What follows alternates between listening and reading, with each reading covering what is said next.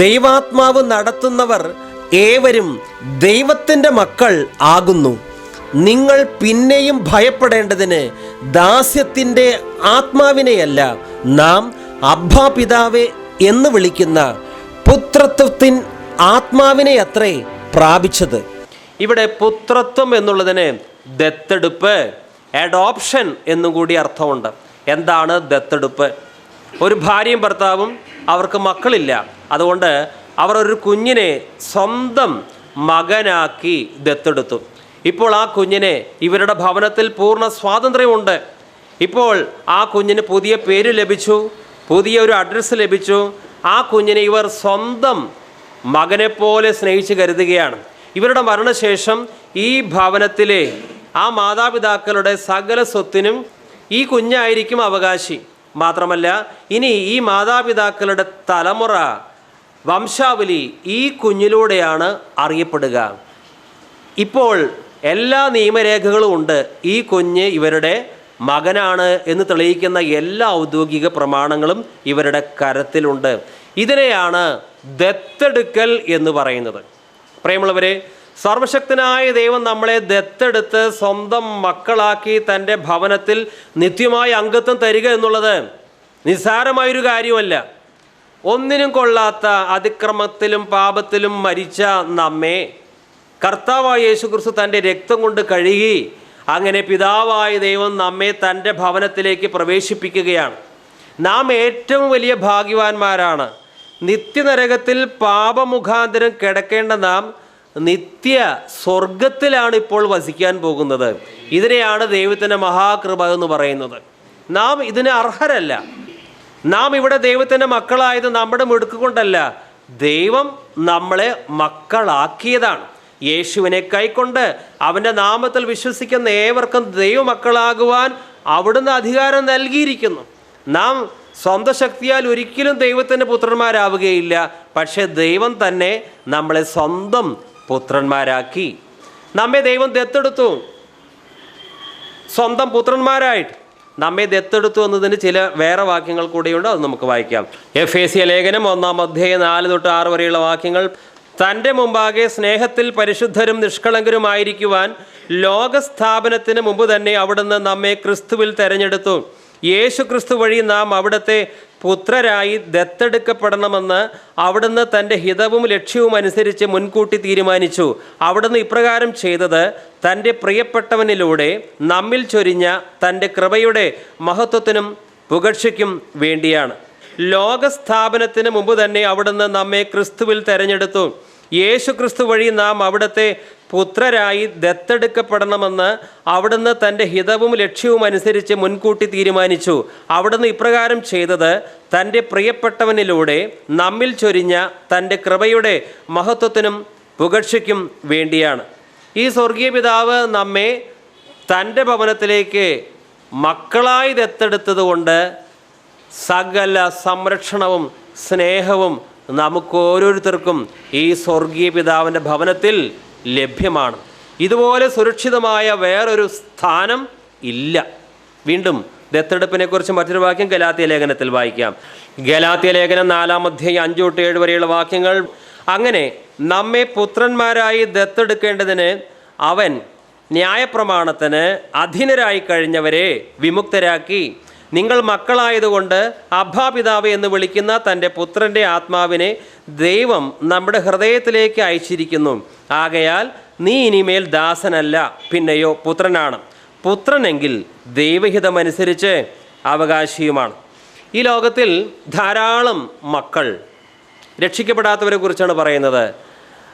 വല്ലാതെ ഖേദിക്കാറുണ്ട്. ഞങ്ങളുടെ പിതാവ് ഞങ്ങളെ സ്നേഹിച്ചില്ല, ഒരപ്പൻ്റെ സ്നേഹം ഞങ്ങൾക്ക് കിട്ടിയില്ല എന്നൊക്കെ പരാതിപ്പെടുന്ന ധാരാളം മക്കൾ. എന്നാൽ ദൈവമക്കളെ സംബന്ധിച്ച് സ്നേഹവാനായൊരു സ്വർഗീയ പിതാവുണ്ട്. ഈ ലോകത്തിലെ സകല അപ്പന്മാരുടെ സ്നേഹങ്ങൾ ഒരുമിച്ച് കൂട്ടിയാലും ഈ സ്വർഗീയ പിതാവിൻ്റെ സ്നേഹത്തോളം അത് വരികയില്ല. അതുകൊണ്ട് ഈ സ്വർഗീയ പിതാവ് സ്വന്തം പിതാവായിട്ട് മാറുമ്പോൾ അങ്ങനെയുള്ള കുട്ടികൾക്കൊരിക്കലും ഒരപ്പൻ എന്നെ സ്നേഹിച്ചില്ലല്ലോ, ഭൗമിക പിതാക്കന്മാർ എന്നെ സ്നേഹിച്ചില്ലല്ലോ എന്നുള്ള പരാതി ഇല്ല. കാരണം ഭൗമിക പിതാക്കന്മാരുടെ സ്നേഹത്തെക്കാളും വലിയ സ്നേഹമാണ് സ്വർഗീയ പിതാവിൽ നിന്ന് ഒരു ദൈവ പൈതലിനെ അനുഭവിക്കാൻ സാധിക്കുക. അതുകൊണ്ട് ഈ ലോകത്തിൽ തീർച്ചയായും സ്വന്തം പിതാവ് സ്നേഹിക്കാതെ വരുമ്പോൾ എല്ലാ മക്കളും മനസ്സിനെ മുറിവേറ്റവരായി മാറും. ആ മുറിവുകളെല്ലാം ഉണങ്ങുവാനുള്ള ഒറ്റ വഴി ഇനി ദൈവത്തെ സ്വന്തം പിതാവായി അംഗീകരിക്കുക. അപ്പോൾ ദൈവം ഇവരെയും തൻ്റെ സ്വന്തം മക്കളായി അംഗീകരിക്കും. അപ്പോൾ പിന്നെ പരാതിയില്ല, അപ്പൻ സ്നേഹിച്ചില്ല, അമ്മ സ്നേഹിച്ചില്ല എന്നുള്ള യാതൊരു പരാതിയുമില്ലാതെ ഈ സ്വർഗീയ പിതാവിൻ്റെ അനന്തമായ സ്നേഹം നിത്യത മുഴുവൻ അനുഭവിക്കുന്നവരാണ് ദൈവത്തിൻ്റെ മക്കൾ. ഇതിനേക്കാൾ വലിയൊരു ഭാഗ്യമില്ല. നിങ്ങൾ പിന്നെയും ഭയപ്പെടേണ്ടതിന് ദാസ്യത്തിന്റെ ആത്മാവിനെ അല്ല, നാം അപ്പ പിതാവേ എന്ന് വിളിക്കുന്ന പുത്രത്വത്തിന്റെ ആത്മാവിനെ അത്രേ പ്രാപിച്ചത്. ഇനി അഥവാ നമുക്ക് സ്നേഹിക്കാൻ കഴിവുള്ള ഒരു ഭൗമിക പിതാവിനെ ലഭിച്ചാലും ആ ഭൗമിക പിതാവിൽ നിന്ന് വരുന്ന സ്നേഹത്തിനൊക്കെ ഒരു പരിധിയുണ്ട്. അദ്ദേഹം തന്നെ ഒത്തിരി ബലഹീനതകളുള്ള വ്യക്തിയായതുകൊണ്ട് മക്കളെ പൂർണ്ണമായ രീതിയിൽ സ്നേഹിക്കുവാൻ അതിൻ്റെ പെർഫെക്ഷൻ ഒരിക്കലും ഉണ്ടാവുകയില്ല. സ്നേഹിക്കുന്ന ഒരു അപ്പനെ കിട്ടിയാൽ തന്നെയും അദ്ദേഹത്തിന് നമ്മളെ എല്ലാ മേഖലയിലും സ്നേഹിച്ച് സംതൃപ്തരാക്കാൻ സാധ്യമല്ല. എന്നാൽ ആ മുറിവുകളെല്ലാം ഉണങ്ങുന്നത് സ്വർഗീയ പിതാവിൻ്റെ സ്നേഹം നാം അനുഭവിക്കുമ്പോഴാണ്. അനേക ഭവനങ്ങളിൽ മക്കൾ പലപ്പോഴും അസ്വസ്ഥരാകാറുണ്ട്. ഈ അപ്പൻ മൂത്തവനെയാണ് സ്നേഹിക്കുന്നത്, ഇളയവനായി എന്നെ സ്നേഹിക്കുന്നില്ല. അല്ലെങ്കിൽ സ്വത്ത് വിഭാഗിക്കുമ്പോൾ അവനാണ് കൂടുതൽ കൊടുത്തത്, എനിക്ക് കുറച്ചേ കിട്ടിയുള്ളൂ. ഇങ്ങനെ അപ്പനെതിരെ പരാതി, അപ്പനെതിരെ കേസ് കൊടുക്കുന്ന കുട്ടികളും ഉണ്ട്. പക്ഷേ നാം സ്വർഗീയ പിതാവിൻ്റെ മക്കളാണ് എങ്കിൽ ഭൗമിക പിതാവ് സ്വത്ത് തരാത്തതിൻ്റെ പേരിൽ നാം ഒരിക്കലും അദ്ദേഹത്തോട് കയർക്കാനോ കേസ് കൊടുക്കാനോ പോവുകയില്ല. എന്തുകൊണ്ട്? കാരണം ഭൗമിക പിതാവിന് അഥവാ കുറച്ച് സ്വത്തുണ്ടെങ്കിലും ഈ സ്വർഗീയ പിതാവിൻ്റെ സ്വത്തുമായി തുലനം ചെയ്ത് നോക്കിയാൽ ഭൗമിക പിതാവിൻ്റെ സ്വത്ത് എത്രയോ നിസ്സാരമാണ്. മക്കളെങ്കിൽ നാം അവകാശികളാണ്. നാം സ്വർഗീയ പിതാവിൻ്റെ മക്കളാണെങ്കിൽ അവകാശികളാണ്. സ്വർഗീയ പിതാവിൻ്റെ പൈതൃക സ്വത്തിൻ്റെ അവകാശികളാണ് എല്ലാ ദൈവമക്കളും.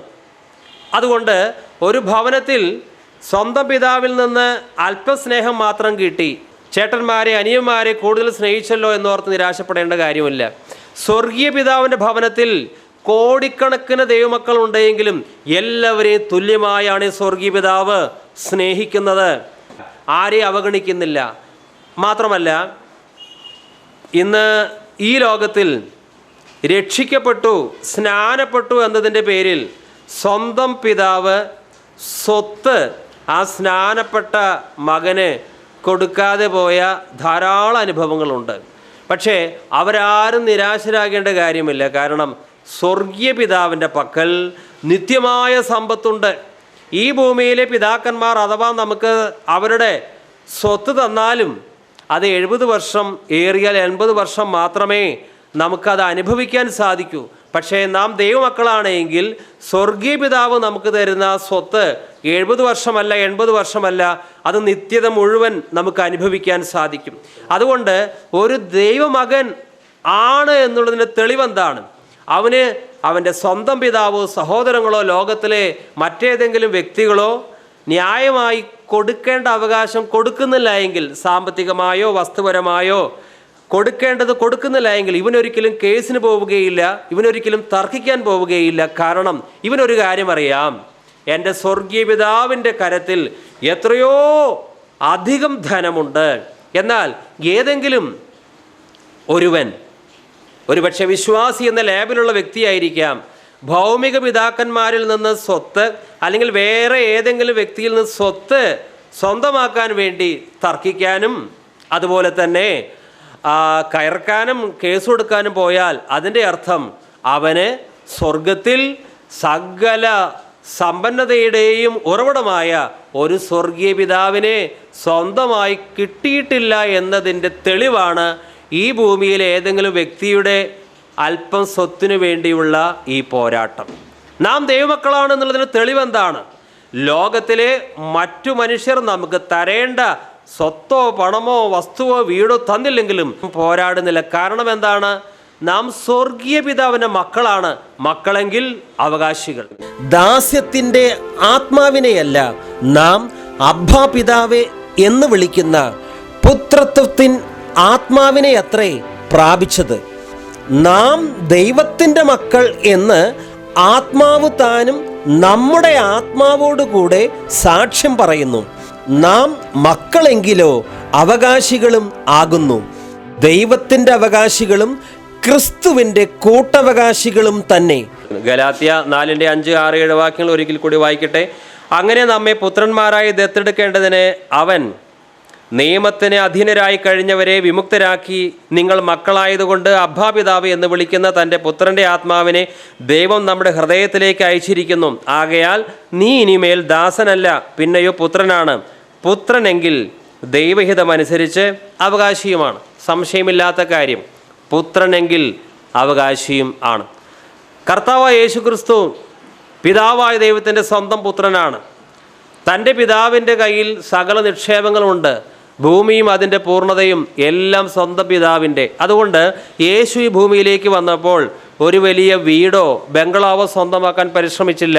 10 ഏക്കർ ഭൂമി സ്വന്തമാക്കേണ്ടത് എങ്ങനെയാണ്, അതിനുവേണ്ടി യാതൊരു പരിശ്രമവും യേശു നടത്തിയില്ല. കാരണം തൻ്റെ സ്വർഗീയ പിതാവ് യഥാർത്ഥ സമ്പന്നനാണ്. പീലാത്തോസിൻ്റെ മുമ്പാകെ യേശുക്രിസ്തു പറയുകയാണ്, എൻ്റെ രാജ്യം ഐഹികമല്ല, ഐഹികമായിരുന്നുവെങ്കിൽ എൻ്റെ ഭടന്മാരോട് പറഞ്ഞ് ഞാൻ പോരാട്ടം നടത്തുമായിരുന്നു. ഇതാണ് ഒരു ദൈവ പൈതലിൻ്റെ പ്രത്യേകത. അവൻ വസ്തുക്കൾ ഈ ഭൂമിയിൽ നേടിയെടുക്കുവാൻ തത്രപ്പെടുന്നില്ല. മാത്രമല്ല അവൻ ഒരു മനുഷ്യനോടും ഒരു പോരാട്ടത്തിനും പോകുന്നില്ല. കാരണം സ്വർഗീയ പിതാവിൻ്റെ മകനാണ് അവൻ എന്നുള്ളത് ഈ ലോകത്തിൽ ലോകമക്കളുടെ മുമ്പാകെ അവൻ്റെ സ്വഭാവം വഴി അവൻ വെളിപ്പെടുത്തുകയാണ്. യേശു ദൈവത്തിൻ്റെ മകനാണ് എന്നുള്ള കാര്യം യേശു തൻ്റെ സ്വഭാവത്തിലൂടെ ലോകജാതികൾക്ക് വ്യക്തമാക്കി. ഇതുപോലെ തന്നെ ഞാൻ ദൈവ പൈതലാണ്, ലോകത്തിൻ്റെ മകനല്ല എന്നുള്ള കാര്യം നമ്മുടെ സ്വഭാവത്താലാണ് നാം ലോകക്കാരുടെ മുമ്പാകെ വെളിവാക്കി കൊടുക്കേണ്ടത്.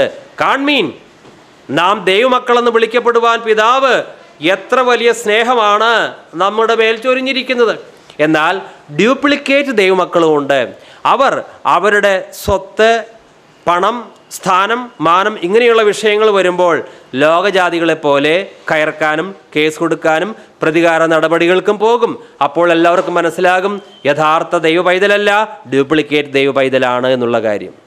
നമ്മൾ ആരാണ്? ഡ്യൂപ്ലിക്കേറ്റ് ആണോ ഒറിജിനലാണോ? ദൈവാത്മാവ് നടത്തുന്നവർ ഏവരും ദൈവത്തിൻ്റെ മക്കൾ ആകുന്നു.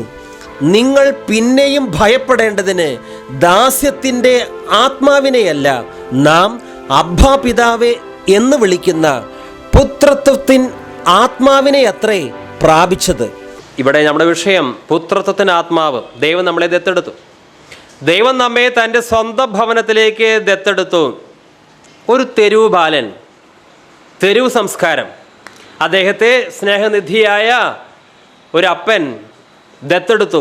സ്വന്തം കുഞ്ഞിനെ പോലെ വളർത്തുകയാണ്. ആ കുഞ്ഞിന് വേണ്ട എല്ലാ സംരക്ഷണവും ഈ പിതാവ് ഇപ്പോൾ നൽകുന്നുണ്ട്. മുമ്പ് തെരുവിലായിരുന്നു. പക്ഷേ ഈ കുട്ടി അതുവരെ ശീലിച്ചത് തെരുവ് സംസ്കാരമാണ്. ഈ കുട്ടിയെ ഈ വീട്ടിലേക്ക് ദത്തെടുക്കുമ്പോൾ, സ്വന്തം മകനായി ദത്തെടുക്കുമ്പോൾ ആ പിതാവിൻ്റെ മനസ്സിലൊരു സ്വപ്നമുണ്ട്. ഈ കുഞ്ഞിന് വേണ്ട ഭക്ഷണം, പാർപ്പിടം, സൗകര്യം, വിദ്യാഭ്യാസം ഇത് കൊടുക്കുക മാത്രമല്ല, ഇനി ഒരു വീട്ടിൽ താമസിക്കുമ്പോൾ പഠിക്കേണ്ട ചിട്ടകൾ, മര്യാദകളുണ്ട്. ഈ തെരുവ് സംസ്കാരം ഇവനിൽ നിന്ന് മാറണം. അതുകൊണ്ട് ഈ ഭവനത്തിലെത്തിയപ്പോൾ ഇവൻ ഈ പിതാവ് നല്ല ട്രെയിനിങ് കൊടുക്കുകയാണ്. ഭക്ഷണം കഴിക്കുമ്പോൾ പാലിക്കേണ്ട മര്യാദ അവൻ അറിഞ്ഞുകൂടാ. വീട്ടിലൊരു അതിഥി വന്നാൽ എങ്ങനെ പെരുമാറണം അവൻ അറിഞ്ഞുകൂടാ. എഴുത്തും വായനയും അവൻ അറിഞ്ഞുകൂടാ. നന്നായി സംസാരിക്കേണ്ടത് എങ്ങനെയാണ് അവൻ അറിഞ്ഞുകൂടാ. എല്ലാ കാര്യങ്ങളും ഈ പിതാവ് പഠിപ്പിക്കുകയാണ്. അങ്ങനെ 2-3 വർഷം ആ പിതാവിൻ്റെ ഭവനത്തിൽ ഈ ബാലൻ താമസിച്ചപ്പോൾ ആ സ്നേഹനിധിയായ പിതാവ് അവന് ഭക്ഷണം മാത്രമല്ല കൊടുത്തത്, ഒരു വീട്ടിൽ താമസിക്കുവാൻ വേണ്ട ആചാരമര്യാദകൾ പഠിപ്പിച്ചു കൊടുത്തു. അങ്ങനെ ചില വർഷങ്ങൾ കഴിഞ്ഞപ്പോൾ തൻ്റെ തെരുവ് സംസ്കാരം ആകെ മാറി. ഇപ്പോൾ അവൻ ഒരു പുതിയ മനുഷ്യനാണ്.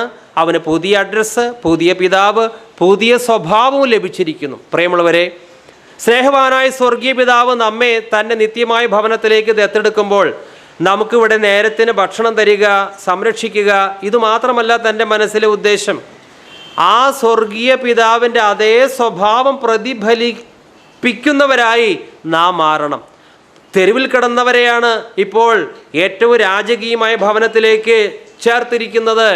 അതുകൊണ്ട് ഈ ദൈവഭവനത്തിലേക്ക് നാം പുത്രരായി ദത്തെടുക്കപ്പെട്ടാൽ നമ്മുടെ തെരുവ് സ്വഭാവം, പണ്ടത്തെ പഴയ സ്വഭാവം എല്ലാം മാറുവാനായി നമുക്ക് സ്നേഹവും ശിക്ഷണവും തരികയാണ്. അങ്ങനെ നമ്മുടെ പ്രാകൃത സ്വഭാവമെല്ലാം മാറി ഇപ്പോൾ ദൈവത്തിൻ്റെ സ്വഭാവത്തിന് ചേർന്ന സ്വഭാവം പ്രതിഫലിപ്പിക്കുന്നവരായി നാം മാറുന്നു. അല്ലെങ്കിൽ ദിവ്യ സ്വഭാവത്തിന് നാം കൂട്ടാളികളാകുന്നത് എങ്ങനെയാണ്? ഈ പിതാവിൻ്റെ ഭവനത്തിൽ വെച്ച് പിതാവ് നൽകുന്ന ട്രെയിനിങ്ങിന് വിധേയപ്പെട്ട് ജീവിക്കുമ്പോഴാണ്. അതുകൊണ്ടാണ് മക്കളെങ്കിൽ നിങ്ങൾക്ക് ശാസനയുണ്ട്, ശിക്ഷണമുണ്ട്. എന്തിനു വേണ്ടിയാണ്? നാം ദൈവത്തിൻ്റെ പരിശുദ്ധി, ദൈവത്തിൻ്റെ വിശുദ്ധി പ്രാപിക്കുവാൻ വേണ്ടിയാണ് ദൈവഭവനത്തിലേക്ക് ദത്തെടുക്കപ്പെട്ടതും ദൈവഭവനത്തിൽ വെച്ച് നമുക്ക് ട്രെയിനിങ്, ശിക്ഷണം കിട്ടിക്കൊണ്ടിരിക്കുന്നതും. തിരുകരങ്ങൾ തരുന്ന നല്ല ശിക്ഷയിൽ ഞാൻ പതറുകില്ല. തിരുകരങ്ങൾ തരുന്ന നല്ല ശിക്ഷയിൽ ഞാൻ പതറുകില്ല. മക്കളെങ്കിൽ ശാസനകൾ സ്നേഹത്തിൻ പ്രകാശനങ്ങൾ. മക്കളെങ്കിൽ ശാസനകൾ സ്നേഹത്തിൻ പ്രകാശനങ്ങൾ. വൻവിനകൾ വന്നിടുകിൽ വലയുകയിൽ എൻ ഹൃദയം. വല്ലഭൻ നീ എന്ന ഭയം വന്നിടുമോ പിന്നെ ഭയം. അനുഗ്രഹത്തിൻ അധിപതിയേ അനന്ത കൃപാ പെരും നദിയേ. എന്തുദ്ദേശത്തിന് വേണ്ടിയാണ് ദൈവം നമ്മെ ദത്തെടുത്തത്, മക്കളാക്കിയത്? എന്തിനു വേണ്ടിയാണ്? തൻ്റെ ദിവ്യ സ്വഭാവത്തിൽ നമ്മൾ പങ്കാളികളാകണം. തൻ്റെ സന്നിധിയിൽ വിശുദ്ധരും നിഷ്കളങ്കരുമാകുവാൻ വേണ്ടിയാണ് ഉലകസ്ഥാപനത്തിന് മുമ്പ് ദൈവം അവൻ പ്രിയനായവനിലൂടെ യേശു ക്രിസ്തുവിലൂടെ നമ്മെ ദത്തെടുത്തത്. നമ്മെ ഓരോരുത്തരെയും തൻ്റെ സ്വന്തം ഭവനത്തിലേക്ക് ദത്തെടുക്കുമ്പോൾ, പുത്രരായി ദത്തെടുക്കുമ്പോൾ പിതാവായ ദൈവത്തിനൊരു സ്വപ്നമുണ്ട്. ദൈവത്തിൻ്റെ സന്നിധിയിൽ നമ്മൾ വിശുദ്ധരും നിഷ്കളങ്കരുമായിരിക്കണം. തൻ്റെ അതേ വിശുദ്ധ സ്വഭാവം തന്നെ നമ്മളിലൂടെ പ്രതിഫലിക്കണം. അതിനുവേണ്ടിയാണ് തിരഞ്ഞെടുക്കുന്നത്. എബ്രായ ലേഖനം എടുക്കൂ, 12-ാം അധ്യായം. എബ്രായ ലേഖനം 12-ാം അധ്യായം 9-10 വാക്യങ്ങൾ. ഇതിനും പുറമെ നമ്മെ തിരുത്തുന്നതിന് നമുക്ക് ഭൗമിക പിതാക്കന്മാരുണ്ടായിരുന്നു. നാം അവരെ ബഹുമാനിക്കുകയും ചെയ്തു. അങ്ങനെയെങ്കിൽ നാം ആത്മാക്കളുടെ പിതാവിന് വിധേയരായി ജീവിക്കേണ്ടതല്ലേ? ഭൗമിക പിതാക്കന്മാർ തങ്ങളുടെ ഇഷ്ടമനുസരിച്ച് കുറച്ചു സമയം നമ്മെ പരിശീലിപ്പിച്ചു. എന്നാൽ ദൈവം നമ്മെ പരിശീലിപ്പിക്കുന്നത് നമ്മുടെ നന്മയ്ക്കും തൻ്റെ പരിശുദ്ധിയിൽ നാം പങ്കുകാരാകുന്നതിന് വേണ്ടിയാണ്. എന്നാൽ ദൈവം നമ്മെ പരിശീലിപ്പിക്കുന്നത് നമ്മുടെ നന്മയ്ക്കും തൻ്റെ പരിശുദ്ധിയിൽ നാം പങ്കുകാരാകുന്നതിന് വേണ്ടിയാണ്. നാം ഈ സ്വർഗീയ പിതാവിൻ്റെ ഭവനത്തിലേക്ക് ദത്തെടുക്കപ്പെടുന്നതിന് മുമ്പ് പല അകൃത്യങ്ങൾ ചെയ്തിട്ടുണ്ടായിരിക്കാം. പക്ഷേ അതിൻ്റെ കുറ്റബോധം ഇപ്പോൾ നമുക്കില്ല. കാരണം നമ്മുടെ സകല ലംഘനങ്ങളും യേശു ക്രിസ്തു തൻ്റെ വിശുദ്ധ രക്തത്താൽ കഴുകി ശുദ്ധീകരിച്ചു. അതുകൊണ്ട് ഒരു പുത്രന് ലഭിക്കേണ്ട എല്ലാ അവകാശങ്ങളും 100% നമുക്ക് ഓരോരുത്തർക്കും ലഭ്യമാണ്. ഒരു പുത്രന് ലഭിക്കേണ്ട സകല അവകാശങ്ങളും നമുക്ക് ലഭ്യമാണ്. അതുകൊണ്ട് ഈ പിതാവിൻ്റെ ഭവനത്തിൽ പേടിയോടെ ശങ്കിച്ച് എന്നെ ഈ സ്വർഗീയ പിതാവ് അംഗീകരിച്ചിട്ടുണ്ടോ എന്ന് ഭയത്തോടെ കഴിയേണ്ട കാര്യമില്ല. കാരണം നമ്മുടെ ബലഹീനതകൾ അറിഞ്ഞ് തന്നെയാണ് ദൈവം നമ്മെ തിരഞ്ഞെടുത്തത്. അവിടത്തേക്ക് നമ്മുടെ സ്നേഹം തോന്നിയില്ലായിരുന്നുവെങ്കിൽ നമ്മെ ആരെയും തിരഞ്ഞെടുക്കുമായിരുന്നില്ല. ലോകസ്ഥാപനത്തിന് മുമ്പാണ് ഈ തിരഞ്ഞെടുപ്പ് നടന്നിട്ടുള്ളത്. നാം അപ്പോൾ ജനിച്ചിട്ട് പോലുമില്ല. പക്ഷേ തൻ്റെ ദിവ്യഹൃദയത്തിൽ നമ്മെ കണ്ടിരുന്നു, നമ്മെ സ്നേഹിച്ചിരുന്നു. അതാണ് നിത്യമായ സ്നേഹത്താൽ ഞാൻ നിന്നെ സ്നേഹിച്ചിരിക്കുന്നു. ഈ സ്വർഗീയ പിതാവിൻ്റെ ഭവനത്തിലേക്ക് നാം മക്കളായി ദത്തെടുക്കപ്പെട്ടപ്പോൾ നമുക്ക് പുതിയ അഡ്രസ്സാണ് ലഭിച്ചത്. നമുക്ക് പുതിയ സഹോദരങ്ങൾ, ദൈവമക്കളാണ് നമ്മുടെ സഹോദരങ്ങൾ. നമുക്കിപ്പോൾ 2 അഡ്രസ്സുണ്ട്. ഒന്ന് ഭൂമിയിലെ അഡ്രസ്സ്, മറ്റൊന്ന് സ്വർഗത്തിലെ അഡ്രസ്സ്. നമുക്കിവിടെ നിലനിൽക്കുന്ന നഗരമില്ല, വരുവാനുള്ളതാണ് നാം നോക്കി പാർക്കുന്നത്. ഈ ഭൂമിയിലെ നമ്മുടെ താൽക്കാലിക അഡ്രസ്സ് 70-80 വർഷം മാത്രം. ഒരു 100 വർഷം കഴിഞ്ഞ് ആരെങ്കിലും നമ്മുടെ ഇപ്പോഴത്തെ അഡ്രസ്സിൽ ഒരു കത്തയച്ചാൽ നമുക്കത് കിട്ടുകയില്ല. കാരണം എന്താണ്? നാം അപ്പോൾ ഭൂമിയിലില്ല. പക്ഷേ നമുക്കൊരു നിത്യമായ അഡ്രസ്സുണ്ട്, അത് സ്വർഗത്തിലാണ്. ഇപ്പോൾ നമ്മുടെ പഴയ ശീലമെല്ലാം മാറിയിരിക്കുന്നു. സ്വർഗീയ പിതാവിൻ്റെ ഭവനത്തിലേക്ക് പുത്രന്മാരായി സ്വീകരിക്കപ്പെട്ട നമുക്ക് സ്വർഗീയ പിതാവ് തന്നെയാണ് ശിക്ഷണം തരുന്നത്. ആ ശിക്ഷണത്തിന് നമ്മൾ കീഴ്വഴങ്ങുന്നുവെങ്കിൽ നമ്മുടെ പണ്ടത്തെ പ്രാകൃത സ്വഭാവമെല്ലാം മാറിയിരിക്കും. അതുകൊണ്ട് പുതിയ അഡ്രസ്സ്, പുതിയ സഹോദരങ്ങൾ, പുതിയ സ്വഭാവം എല്ലാം പുതിയതാണ്. ഒരുവന് ക്രിസ്തുവിലായാൽ അവൻ പുതിയ സൃഷ്ടിയാണ്. പഴയത് കഴിഞ്ഞുപോയി, ഇതാ സകലവും പുതുതായി തീർന്നിരിക്കുന്നു. പണ്ടത്തെ നമ്മുടെ താല്പര്യങ്ങൾ പോയി, പണ്ടത്തെ നമ്മുടെ ലക്ഷ്യങ്ങൾ പോയി. നാം ഇപ്പോൾ തികച്ചും വ്യത്യസ്തമായ മറ്റൊരു ലോകത്തിലാണ് വസിക്കുന്നത്. കാൺമീൻ, നാം ദൈവമക്കളെന്ന് വിളിക്കപ്പെടുവാൻ പിതാവ് എത്ര വലിയ ഭാഗ്യമാണ് നമുക്ക് തന്നിരിക്കുന്നത്. ഈ സ്വർഗീയ പിതാവിൻ്റെ ഭവനത്തിലാണ് നമ്മൾ ഇരിക്കുന്നത് എങ്കിൽ ഏറ്റവും വലിയ സുരക്ഷിതത്വം നമുക്കാണുള്ളത്, ലോകത്തിൽ മറ്റാർക്കുമല്ല. ഈ സ്വർഗീയ പിതാവ് നമ്മുടെ ഭൗതികവും ആത്മീയവുമായ എല്ലാ ആവശ്യങ്ങളിലും പൂർണ്ണ ശ്രദ്ധയുള്ളവനാണ്. അതുകൊണ്ട് ഈ സ്വർഗീയ പിതാവിൻ്റെ ഭവനത്തിൽ ഭാവിയെക്കുറിച്ചോർത്ത് ഉത്കണ്ഠകളില്ലാതെ നമുക്ക് ജീവിക്കാം. ഈ ഭൂമിയിൽ തന്നെ ആയിരിക്കുമ്പോൾ നാം സ്വർഗീയ ഭവനത്തിലെ അംഗങ്ങളാണ്.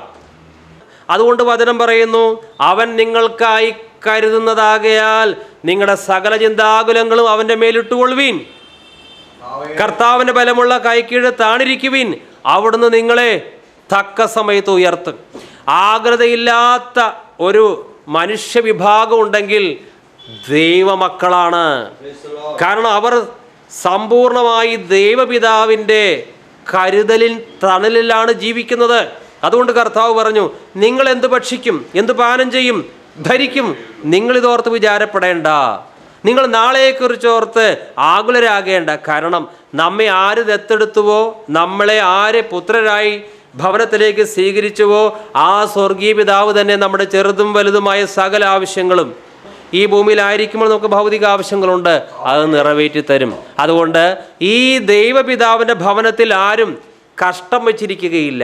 നാളെ എൻ്റെ കാര്യം എങ്ങനെ നടക്കും? എന്താണ് കാരണം?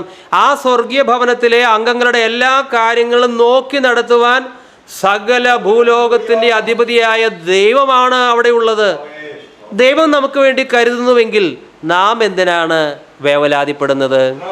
എനിക്കായി കരുതാമെന്നുരച്ചവനേ, എനിക്കൊട്ടും ഭയമില്ല നിനച്ചിടുമ്പോൾ.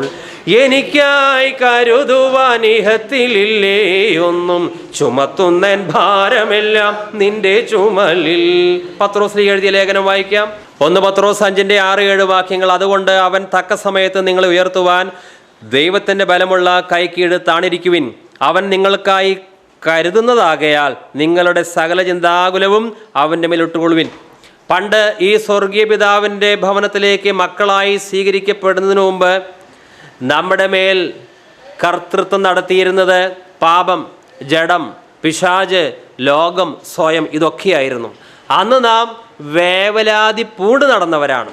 എന്നാൽ ഇപ്പോൾ നമ്മുടെ പിതാവ് സ്വർഗീയ പിതാവാണ്. അതുകൊണ്ട് ഇപ്പോൾ വേവലാതിയില്ല. കാര്യങ്ങളെല്ലാം തക്ക സമയത്ത് ഈ സ്വർഗീയ പിതാവ് നടത്തും. Praise the Lord. ദൈവാത്മാവ് നടത്തുന്നവർ ഏവരും ദൈവത്തിൻ്റെ മക്കൾ ആകുന്നു. നിങ്ങൾ പിന്നെയും ഭയപ്പെടേണ്ടതിന് ദാസ്യത്തിൻ്റെ ആത്മാവിനെയല്ല, നാം അബ്ബാ പിതാവേ എന്ന് വിളിക്കുന്ന പുത്രത്വത്തിൻ ആത്മാവിനെ അത്രേ പ്രാപിച്ചത്. പിശാചോ ദുഷ്ടമനുഷ്യരോ നമ്മെ നോക്കി നീ ദൈവത്തിൻ്റെ മകനല്ല എന്ന് പറഞ്ഞാൽ, അവർ പറഞ്ഞാലൊന്നും ഈ ബന്ധം മാറുന്നില്ല. ദൈവം നമ്മളെ മക്കളാക്കി. പിശാച് ചില സംശയങ്ങൾ ജനിപ്പിക്കാൻ ശ്രമിക്കും. നീ വാസ്തവത്തിൽ ദൈവത്തിൻ്റെ മകനാണോ? പിശാചിൻ്റെയോ ദുഷ്ടമനുഷ്യരുടെയോ വ്യാജം വിശ്വസിക്കരുത്, ദൈവത്തിൻ്റെ വചനം വിശ്വസിക്കുക. ദൈവം എന്നോട് പറഞ്ഞിരിക്കുന്നു നീ ദൈവത്തിൻ്റെ മകനാണ്. അതിൻ്റെ തെളിവെന്താണ്? ദൈവത്തിൻ്റെ ആത്മാവ് തന്നെ എൻ്റെ മനുഷ്യാത്മാവോട് പറഞ്ഞുകൊണ്ടിരിക്കുകയാണ്, നീ ദൈവത്തിൻ്റെ മകനാണ്. ഗലാത്യ 4:6-7 വരെ. നിങ്ങൾ മക്കളാകുക കൊണ്ട് അബ്ബാ പിതാവ് എന്ന് വിളിക്കുന്ന സ്വപുത്രൻ്റെ ആത്മാവിനെ ദൈവം നമ്മുടെ ഹൃദയങ്ങളിൽ അയച്ചു. അങ്ങനെ നീ ഇനി ദാസനല്ല പുത്രനത്രേ. പുത്രനെങ്കിലോ ദൈവഹിത പ്രകാരം അവകാശിയാകുന്നു. നീ ദാസനല്ല, നീ പുത്രനാണെന്ന് ദൈവം പറഞ്ഞാൽ അതിന് പ്രസക്തിയുണ്ട്. അത് സത്യസന്ധമായ പ്രസ്താവനയാണ്. വീണ്ടും എഫേസ്യ 1:4-6 വരെയുള്ള വാക്യങ്ങൾ. തൻ്റെ മുമ്പാകെ സ്നേഹത്തിൽ പരിശുദ്ധരും നിഷ്കളങ്കരുമായിരിക്കാൻ ലോകസ്ഥാപനത്തിന് മുമ്പ് തന്നെ അവിടുന്ന് നമ്മെ ക്രിസ്തുവിൽ തെരഞ്ഞെടുത്തു. യേശു ക്രിസ്തു വഴി നാം അവിടുത്തെ പുത്രരായി ദത്തെടുക്കപ്പെടണമെന്ന് അവിടുന്ന് തൻ്റെ ഹിതവും ലക്ഷ്യവും അനുസരിച്ച് മുൻകൂട്ടി തീരുമാനിച്ചു. അവിടുന്ന് ഇപ്രകാരം ചെയ്തത് തൻ്റെ പ്രിയപ്പെട്ടവനിലൂടെ നമ്മിൽ ചൊരിഞ്ഞ തൻ്റെ കൃപയുടെ മഹത്വത്തിനും പുകഴ്ചയ്ക്കും വേണ്ടിയാണ്. യേശു ക്രിസ്തു വഴി നാം അവിടുത്തെ പുത്രരായി ദത്തെടുക്കപ്പെടണമെന്ന് അവിടുന്ന് തൻ്റെ ഹിതവും ലക്ഷ്യവും അനുസരിച്ച് മുൻകൂട്ടി തീരുമാനിച്ചു. അവിടുന്ന് ഇപ്രകാരം ചെയ്തത് തൻ്റെ പ്രിയപ്പെട്ടവനിലൂടെ നമ്മിൽ ചൊരിഞ്ഞ തൻ്റെ കൃപയുടെ മഹത്വത്തിനും പുകഴ്ചയ്ക്കും വേണ്ടിയാണ്. നാം ദൈവമക്കളാണ്. ദൈവം നമ്മുടെ പിതാവ്, സകല പ്രപഞ്ചത്തിൻ്റെയും ഉടമസ്ഥൻ നമ്മുടെ സ്വന്തം പിതാവാണ്. നാം ഈ കണ്ണുകൊണ്ട് നോക്കുമ്പോൾ അല്പം ചില വാനഗോളങ്ങളെ കാണുന്നുള്ളൂ. നാം കാണാത്ത എത്രയോ വാനഗോളങ്ങളുണ്ട്. അതിൻ്റെ എല്ലാം ഉടമസ്ഥനാണ് നമ്മുടെ സ്വന്തം പിതാവ്. ഇത് മഹാഭാഗ്യ പദവിയാണ്. മാത്രമല്ല, ഇത് മാനുഷികമായി പെട്ടെന്ന് ഉൾക്കൊള്ളാനും ബുദ്ധിമുട്ടാണ്. ഇത്രയും അധികാരമുള്ളവൻ, ശക്തനാണ് എൻ്റെ സ്വന്തം പിതാവ്. പക്ഷേ അത് വാസ്തവമാണ്. നാം ദൈവത്തിൻ്റെ മകനായത് എങ്ങനെയാണ്? ഈ ദൈവം നമ്മെ മകനാക്കിയത് കൊണ്ട് നമ്മൾ മകനായതാണ്. ലോകസ്ഥാപനം മുതൽ തന്നെ നാം ദൈവത്തിൻ്റെ മക്കളാകണമെന്ന് ദൈവമാണ് തീരുമാനിച്ചത്. നാം തെരഞ്ഞെടുത്തതല്ല. എനിക്ക് ദൈവ പൈതലായി മാറണമെന്ന് നാം ചിന്തിച്ചിട്ട് അല്പവർഷങ്ങളെ ആയിട്ടുണ്ടായിരിക്കുകയുള്ളൂ. എന്നാൽ ലോകസ്ഥാപനത്തിന് മുമ്പ് ദൈവമാണ് നാം ദൈവത്തിൻ്റെ മക്കളാകണമെന്ന് തീരുമാനിച്ചത്. സമയത്തിൻ്റെ പൂർണ്ണതയിൽ നമ്മെ യേശു ക്രിസ്തു വഴി തെരഞ്ഞെടുത്തു. ഇപ്പോൾ നാം ദൈവത്തിൻ്റെ മക്കളാണ്. ഇതിന് കാരണക്കാരൻ ദൈവമാണ്. നമ്മുടെ വിദ്യാഭ്യാസ യോഗ്യതയല്ല, നമ്മുടെ പാരമ്പര്യമല്ല.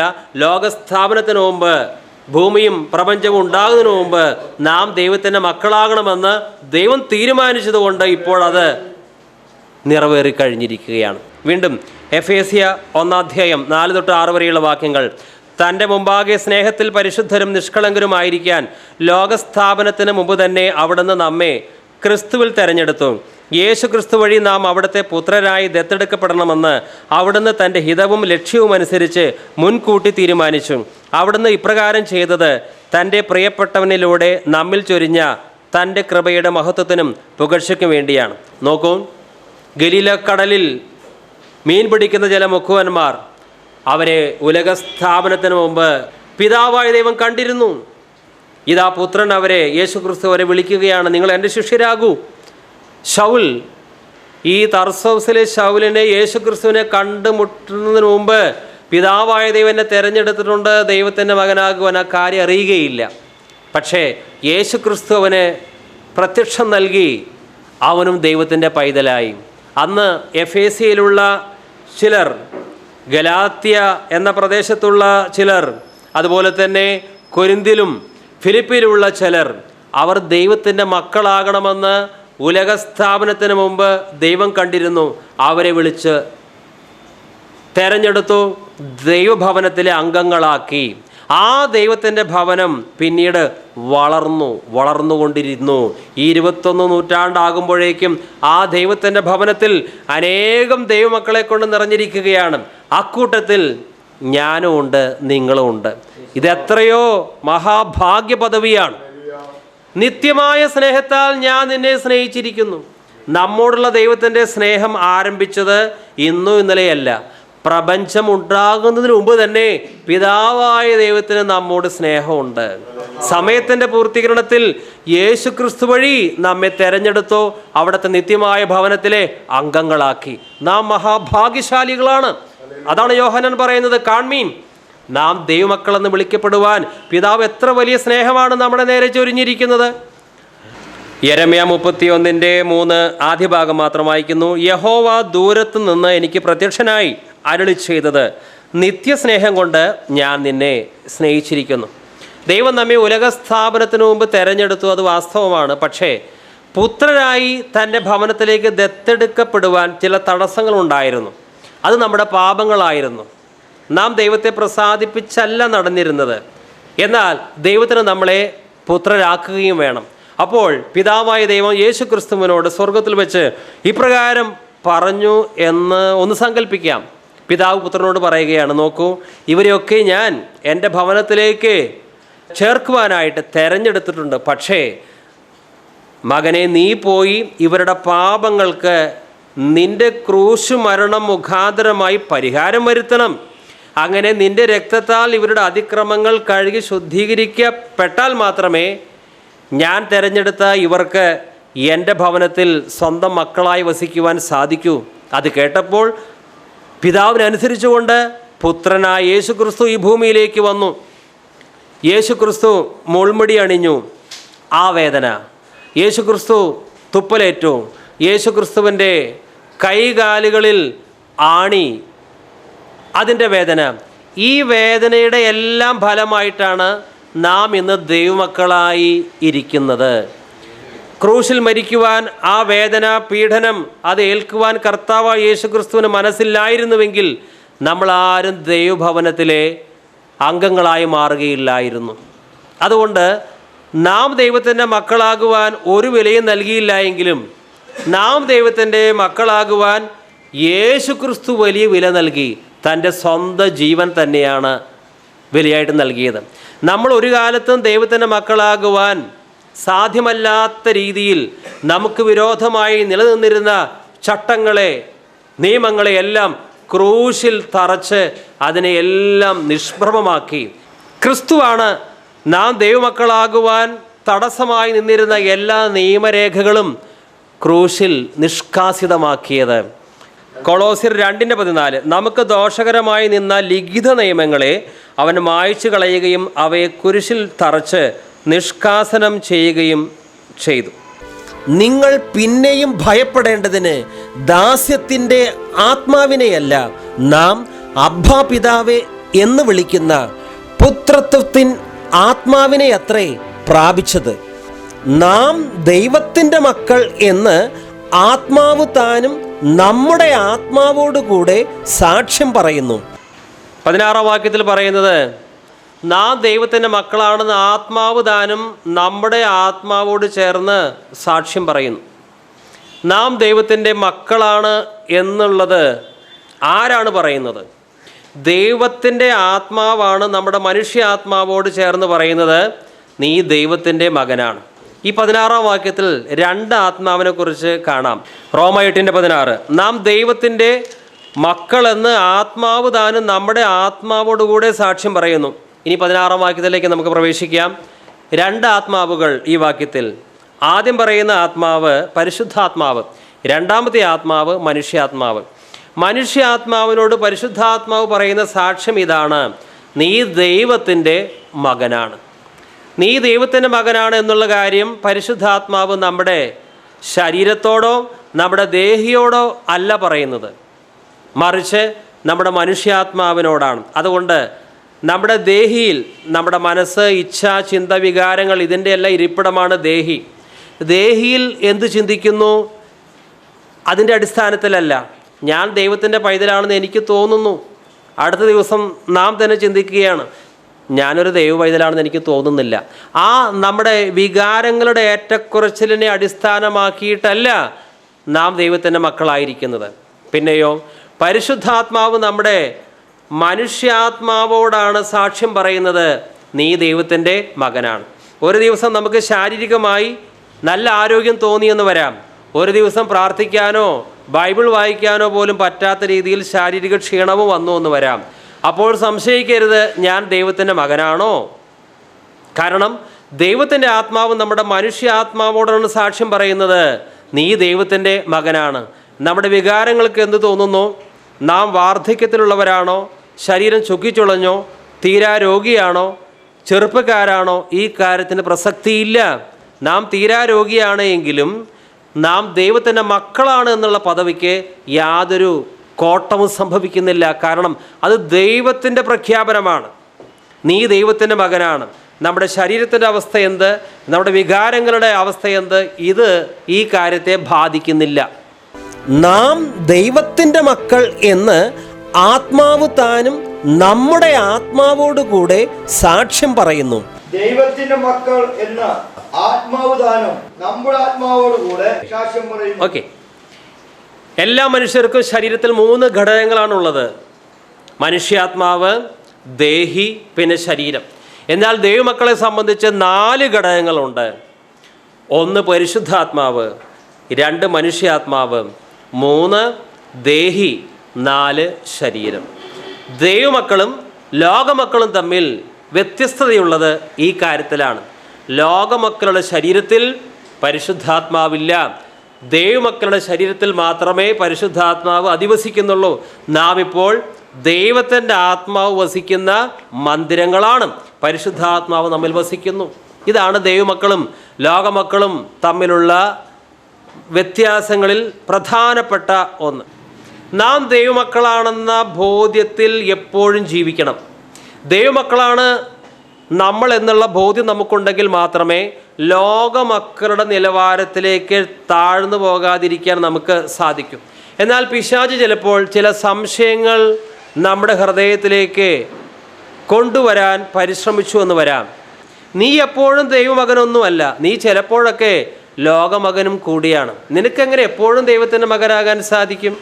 ഇങ്ങനെ ചില സംശയത്തിൻ്റെ വിത്തുകൾ പിശാച് ദൈവമക്കളിൽ പാകുവാൻ ശ്രമിച്ചു എന്ന് വരാം. കാരണം ഒരു ദൈവ പൈതൽ എപ്പോഴൊക്കെ ഞാനൊരു ലോക പൈതൽ തന്നെയാണെന്ന് ചിന്തിക്കുന്നുവോ അപ്പോഴവന് ലോകത്തിലെ മറ്റു വ്യക്തികൾ അവരുടെ സ്വഭാവത്തിലേക്ക് താണുപോകാൻ സാധ്യതയുണ്ട്. എന്നാൽ ഒരു ദൈവ പൈതൽ എപ്പോഴും ഇതാണ് വിശ്വസിക്കേണ്ടത്: ഞാൻ ദൈവത്തിൻ്റെ മകനാണ്, അതുകൊണ്ട് എൻ്റെ സ്വർഗീയ പിതാവിൻ്റെ ആ നാമത്തിന് കളങ്കം വരുത്തുന്ന ഒന്നും എനിക്ക് ചെയ്യാൻ പാടില്ല. ഒരു ഉദാഹരണം പറഞ്ഞാൽ, ഒരു വലിയ രാജാവ്, ആ രാജാവിന് ഒരു ആൺകുട്ടിയുണ്ട്. ഈ മകനോട്, രാജകുമാരനോട് ആ രാജാവ് പ്രകാരം പറയും, നോക്കൂ, നീ ശേഷം കുട്ടികളെ പോലെയല്ല, നീ മഹാരാജാവിൻ്റെ മകനാണ്. അതുകൊണ്ട് ഈ കൊട്ടാരത്തിൽ നീ ജീവിക്കുമ്പോൾ രാജകുമാരൻ്റെ അന്തസ്സ് കാത്തു സൂക്ഷിക്കണം. നിന്റെ സംസാരം, നടത്തം എല്ലാം മറ്റുള്ളവരിൽ നിന്ന് വ്യത്യസ്തമാകണം.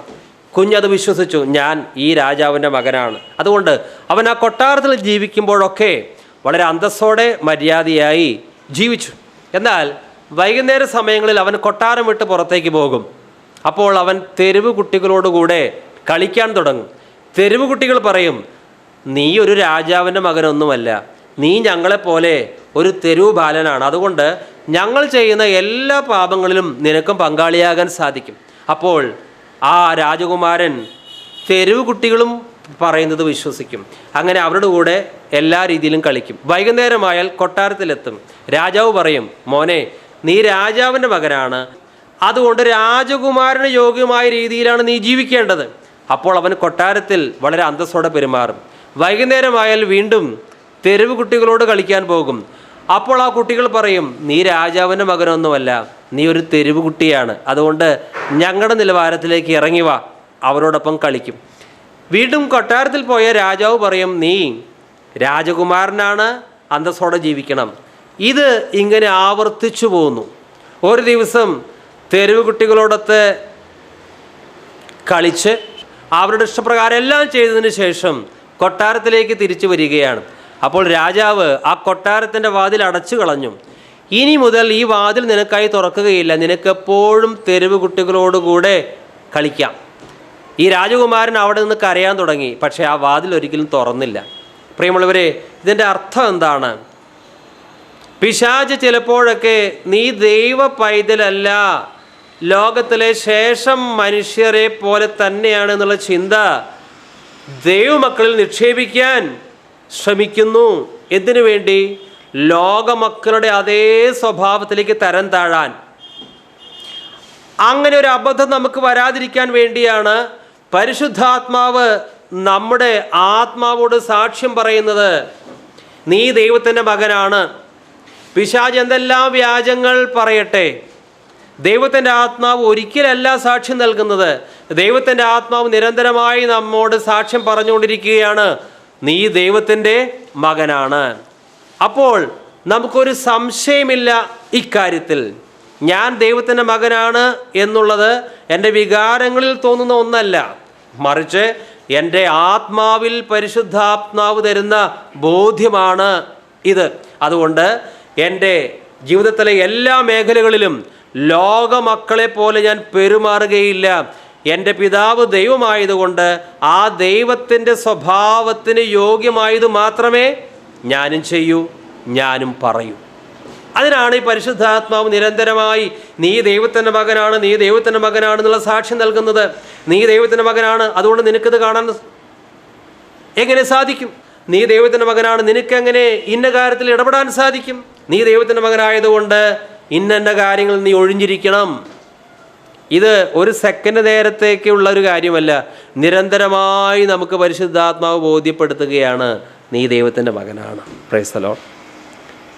ഈ പരിശുദ്ധാത്മാവിനേക്കാൾ വലിയൊരു സാക്ഷി ഇക്കാര്യത്തിൽ നമുക്കിനി ലഭിക്കാനില്ല.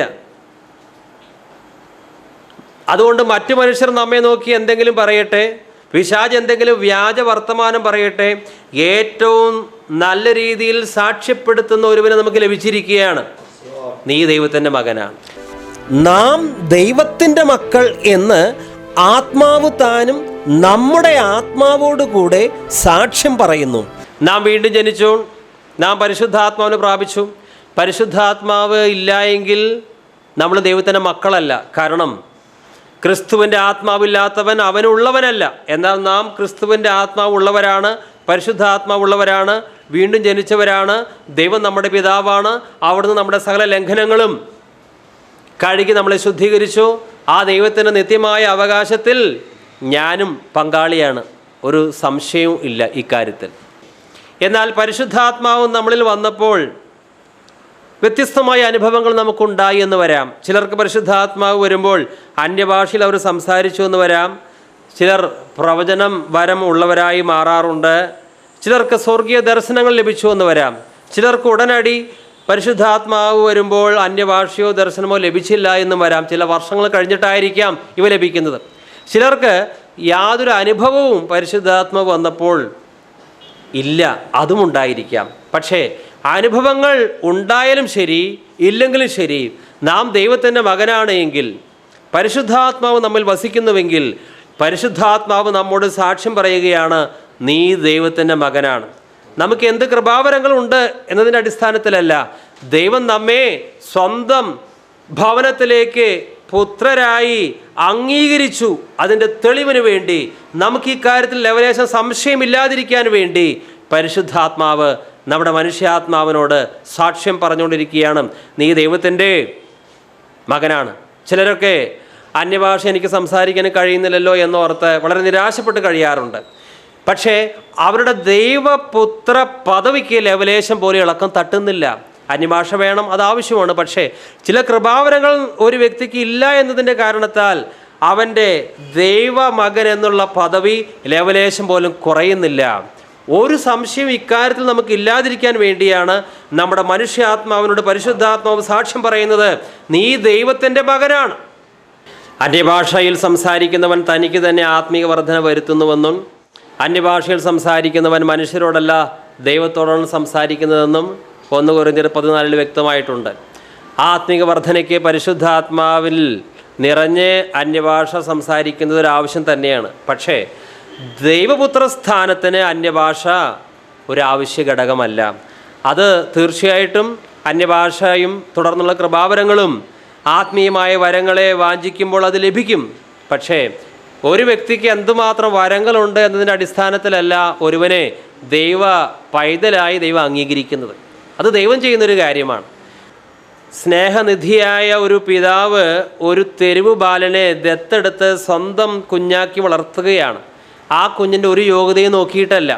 ഇതുപോലെ തന്നെ നാം ദൈവത്തിൻ്റെ മക്കളായത് നമ്മുടെ ഒരു യോഗ്യതയാലും അല്ല. ദൈവത്തിൻ്റെ അനന്തമായ സ്നേഹം ഒന്നുകൊണ്ട് മാത്രമാണ് ദൈവം നമ്മെ തൻ്റെ ഭവനത്തിലേക്ക് ദത്തെടുത്തത്. ദത്തെടുക്കപ്പെട്ട് പരിശുദ്ധാത്മാവിനാൽ നിറഞ്ഞാൽ ഓരോരുത്തരുടെ ആത്മീയ കാര്യങ്ങളോടുള്ള വാഞ്ച അനുസരിച്ച് കൂടുതൽ കൂടുതൽ കൃപാവരങ്ങൾ അവർക്ക് വാങ്ങിയെടുക്കാം. ആഗ്രഹമില്ലെങ്കിൽ അത് ലഭിക്കുകയുമില്ല. പക്ഷേ ആ കൃപാവരങ്ങൾ എന്നുള്ളത് മറ്റൊരു കാര്യം, ദൈവമക്കൾ എന്നുള്ള പദവി ദൈവം നമുക്ക് തികച്ചും സൗജന്യമായി തരുന്നതാണ്. നാം ദൈവത്തിൻ്റെ മക്കൾ എന്ന് ആത്മാവ് താനും നമ്മുടെ ആത്മാവോടുകൂടെ സാക്ഷ്യം പറയുന്നു. ലോകത്തിലെ മനുഷ്യർക്ക്, രക്ഷിക്കപ്പെടാത്തവർക്ക് പരിശുദ്ധാത്മാവില്ലാത്തത് കൊണ്ട് അവരിൽ ഇപ്രകാരം ഒരു സാക്ഷ്യപ്പെടുത്തലില്ല. അവർക്ക് പരിശുദ്ധാത്മ ഒരു ബോധ്യം കൊടുക്കുന്നില്ല നീ ദൈവത്തിൻ്റെ മകനാണ് എന്നുള്ള കാര്യം. ഇനി രക്ഷിക്കപ്പെടാത്ത ഒരു വ്യക്തിയുടെ മനുഷ്യാത്മാവിൽ ഇങ്ങനെ അവന് തോന്നുകയാണ്, ഞാൻ ദൈവത്തിൻ്റെ മകനാണ്, ഞാൻ ദൈവത്തിൻ്റെ മകനാണ്. അങ്ങനെ അവൻ്റെ മനുഷ്യാത്മാവിൽ എന്തെല്ലാം തോന്നിയാലും അതിന് പ്രസക്തിയില്ല. റോമാലേഖനം 8:15-16 വരെയുള്ള വാക്യങ്ങൾ, നിങ്ങൾ പിന്നെയും ഭയപ്പെടേണ്ടതിന് ദാസ്യത്തിൻ്റെ ആത്മാവിനെയല്ല നാം അബ്ബാ പിതാവ് എന്ന് വിളിക്കുന്ന പുത്രത്വത്തിൻ്റെ ആത്മാവിനെ എത്രയേ പ്രാപിച്ചത്. നാം ദൈവത്തിൻ്റെ മക്കളെന്ന് ആത്മാവ് താനും നമ്മുടെ ആത്മാവോടുകൂടെ സാക്ഷ്യം പറയുന്നു. നമ്മുടെ മനുഷ്യാത്മാവ് തന്നെ നമ്മോട് പറയുകയാണ് നീ ദൈവത്തിൻ്റെ മകനാണ്. പക്ഷെ അതിനൊരു പ്രസക്തിയുമില്ല. പരിശുദ്ധാത്മാവ് വേണം നമ്മുടെ മനുഷ്യാത്മാവോട് ചേർന്ന് സാക്ഷ്യം പറയുവാൻ, നീ ദൈവത്തിൻ്റെ മകനാണ്. ഒരു അവിശ്വാസി പറയുകയാണ്, എൻ്റെ മനുഷ്യാത്മാവിൽ എനിക്ക് ശക്തമായൊരു ബോധ്യം കിട്ടിയിരിക്കുന്നു, ഞാൻ ദൈവത്തിൻ്റെ മകനാണ്. പക്ഷെ ആ ശക്തമായ ബോധ്യം കൊണ്ടൊരു കാര്യവുമില്ല. കാരണം ദൈവത്തിൻ്റെ ആത്മാവ് പറയണം നീ ദൈവത്തിൻ്റെ മകനാണ് എന്ന്. പ്രിയമുള്ളവരെ, നാം തന്നെ ചില പ്രസ്താവനകൾ പറഞ്ഞതുകൊണ്ട് അതിനൊരു പ്രസക്തിയുമില്ല. ചിലരൊക്കെ പറയും, എനിക്ക് തോന്നുന്നുണ്ട് ഞാൻ ഇന്ന കൃപകൾ പ്രാപിച്ചുവെന്ന്, എനിക്ക് തോന്നുന്നുണ്ട് ഞാൻ ദൈവത്തിൻ്റെ മകനാണ്, എനിക്ക് തോന്നുന്നുണ്ട് വലിയ വലിയ ശുശ്രൂഷ ദൈവം എന്നെ ഭരമേൽപ്പിക്കുമെന്നുള്ളത്. ഒരു മനുഷ്യാത്മാവിൽ ഇപ്രകാരം ചില ബോധ്യങ്ങൾ ഉള്ളതുകൊണ്ട് അതിന് യാതൊരു പ്രസക്തിയുമില്ല. പിന്നെയോ ദൈവം ഒരു കാര്യം പറയുമ്പോൾ അതിന് നമ്മൾ യെസ് പറഞ്ഞാൽ മാത്രമേ പ്രസക്തിയുള്ളൂ. ഉദാഹരണത്തിന് ഈ വാക്യത്തിൽ തന്നെ ദൈവത്തിൻ്റെ ആത്മാവ് നമ്മോട് പറയുകയാണ് നീ ദൈവത്തിൻ്റെ മകനാണ്. അപ്പോൾ നാം യെസ് എന്ന് പറയുന്നു. അപ്പോൾ ഉടനടി അത് പ്രാബല്യത്തിലായി കഴിഞ്ഞു. എന്ത്? ഞാൻ ദൈവത്തിൻ്റെ മകനാണെന്നുള്ള കാര്യം. നമുക്ക് തോന്നുന്ന ചില ധാരണകൾ, ഇനി നമ്മുടെ മനുഷ്യാത്മാവിൽ തന്നെ സ്വയമായി തോന്നുന്ന ചില ചിന്തകൾക്കൊന്നും പ്രസക്തിയില്ല. പിന്നെയോ ദൈവം എന്താണോ നമ്മെ നോക്കി പറയുന്നത് അത് നാം അംഗീകരിക്കുകയാണെങ്കിൽ അതിന് വലിയ പ്രാധാന്യമുണ്ട്. നമുക്ക് തന്നെ തോന്നുന്ന ചില കാര്യങ്ങൾക്ക് ഒരു പ്രസക്തിയുമില്ല. നമ്മുടെ മനുഷ്യാത്മാവിൽ വെറുതെ ഒരു ബോധ്യം നീ ദൈവത്തിൻ്റെ മകനാണ്, അതുകൊണ്ടൊരു പ്രയോജനവുമില്ല. പിന്നെയോ നമ്മിൽ നിന്ന് സ്വയമായി വരുന്ന പ്രസ്താവനകൾക്കൊന്നും യാതൊരു പ്രസക്തിയുമില്ല. ദൈവം എന്താണോ പറയുന്നത് അത് സത്യമാണ്. ദൈവം പറയുന്ന സത്യമായ പ്രസ്താവനകൾക്ക് നാം ആമേൻ പറയുകയാണ് വേണ്ടത്. പരിശുദ്ധാത്മാവ് നമ്മുടെ മനുഷ്യാത്മാവിനെ നോക്കി പറയുകയാണ് നീ ദൈവത്തിൻ്റെ മകനാണ്. അങ്ങനെ ദൈവത്തിൻ്റെ ആത്മാവ് പറയുമ്പോൾ നാം ആമേൻ, ഞാൻ അപ്രകാരം തന്നെയാണ് എന്ന് പറയുമ്പോൾ ആ പരിശുദ്ധാത്മാവ് പറയുന്ന ആ പ്രഖ്യാപനം നമ്മിൽ നിറവേറിക്കഴിഞ്ഞു. നാം ദൈവത്തിൻ്റെ മകനാണ്. അല്ലാതെ നമുക്ക് തോന്നുന്ന ചില കാര്യങ്ങൾ വിളിച്ചു പറഞ്ഞാൽ അതൊക്കെ അംഗീകരിക്കുവാൻ ദൈവം ബാധ്യസ്ഥനല്ല. ദൈവം പറയുന്ന കാര്യങ്ങൾ നാം അംഗീകരിക്കുന്നുവെങ്കിൽ, ആമേൻ പറയുന്നുവെങ്കിൽ അത് നമ്മുടെ ജീവിതത്തിൽ പ്രാവർത്തികമാണ്. അതുകൊണ്ട് ഞാൻ ദൈവത്തിൻ്റെ മകനാണോ എന്ന കാര്യത്തിൽ എനിക്ക് സംശയമില്ല. എന്താ കാരണം? ദൈവത്തിൻ്റെ പരിശുദ്ധാത്മാവാണ് എൻ്റെ മനുഷ്യാത്മാവോട് പറഞ്ഞിരിക്കുന്നത് ഞാൻ ദൈവത്തിൻ്റെ മകനാണ് എന്നുള്ള കാര്യം. നാം ദൈവത്തിൻ്റെ മക്കളാണെന്ന് ആത്മാവ് താനും നമ്മുടെ ആത്മാവോട് ചേർന്ന് സാക്ഷ്യം പറയുന്നു. ഒരു സംശയം ഇക്കാര്യത്തിൽ പാടില്ല. ഒരു ഉദാഹരണം പറയാം. ഒരിക്കൽ സ്നേഹനിധികളായ ഒരു ഭാര്യയും ഭർത്താവും അവർക്ക് മക്കളില്ലാത്തത് കൊണ്ട് ഒരു തെരുവ് ബാലികയെ സ്വന്തം മകളായി ദത്തെടുക്കുവാൻ തീരുമാനിച്ചു.